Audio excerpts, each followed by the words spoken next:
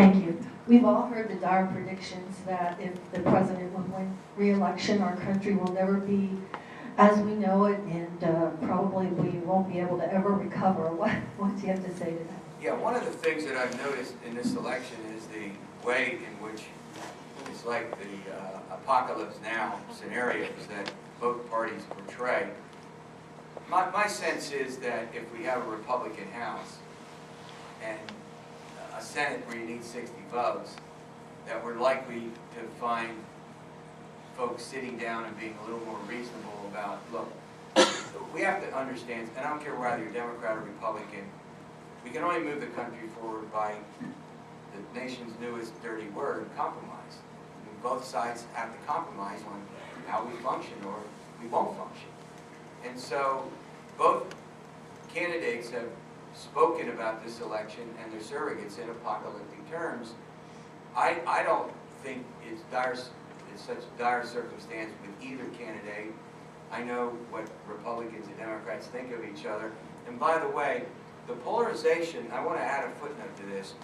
The polarization that we see, we like to blame on our politicians.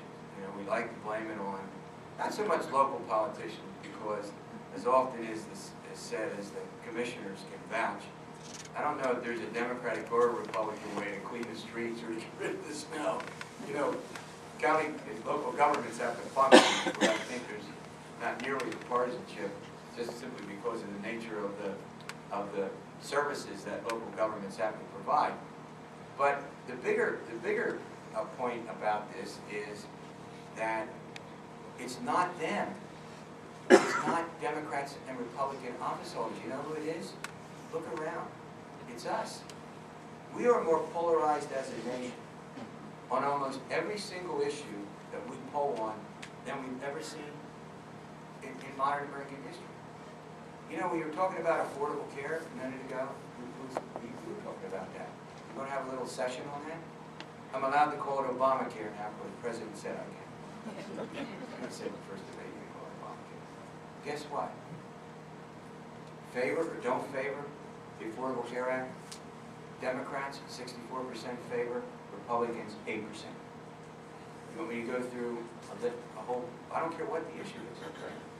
So then we're polarized, and then we do something else. For 40 years, the Democrats say we want all these safe Democratic districts, most of them urban. Republicans say we want all these safe districts, many of them rural.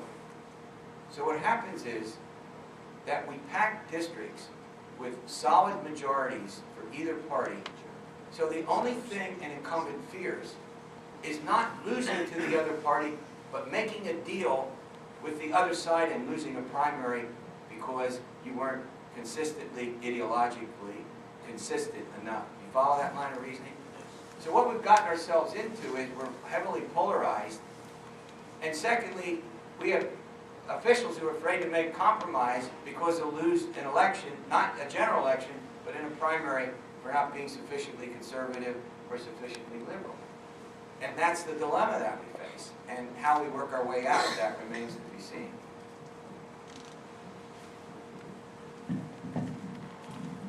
Terry, I have a compound question. We call it Election Day, but with more and more states approving and allowing early voting, Good point. what